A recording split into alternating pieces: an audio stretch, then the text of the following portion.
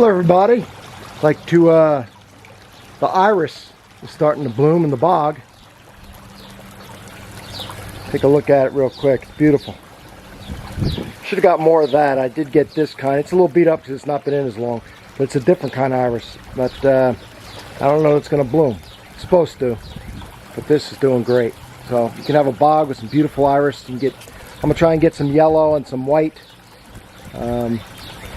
Maybe a different color purple. That's kind of a blue purple, and just make this thing as colorful as I can. This whole bog will fill in eventually. All right, so just there's my turtles. See how they're doing this morning. Like they're doing good. They got that aerator in there. That aerator is huge for koi, huge, and this goes down 4.5 foot. So it's nice and cool with plenty of oxygen. You get a hot, shallow, low oxygen thing, you're in trouble. There's a little aeration there coming out of the bog. And then my temporary filters are putting in some aeration. Remember, they're temporary.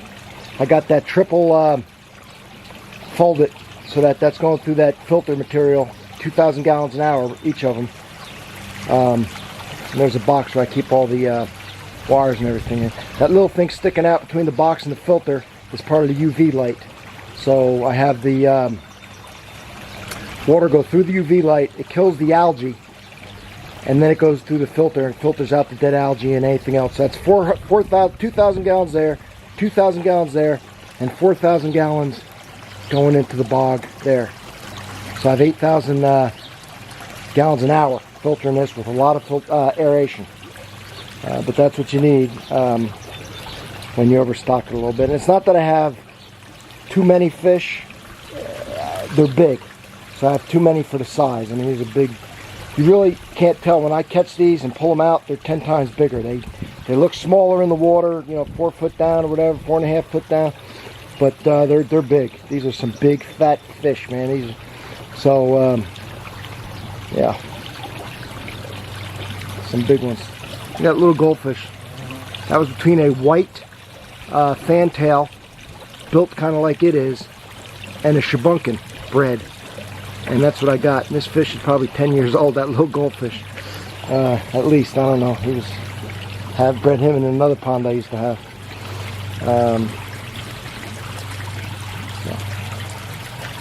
Yeah, they're cool. We got a koi show come up this weekend. I'm going to try and get it, or go to it.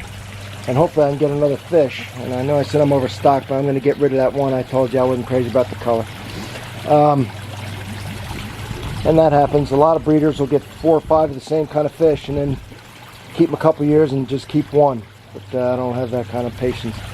So I get one that I think looks good, and hopefully it doesn't change too much. And you know, when it gets older and it flushes out pretty good. So they're wanting to eat. I'm going to feed them here in a second.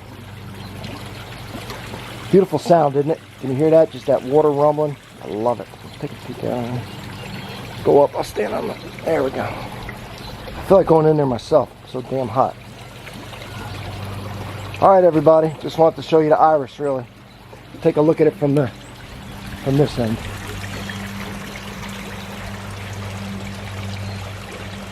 Yeah, it's nice, isn't it?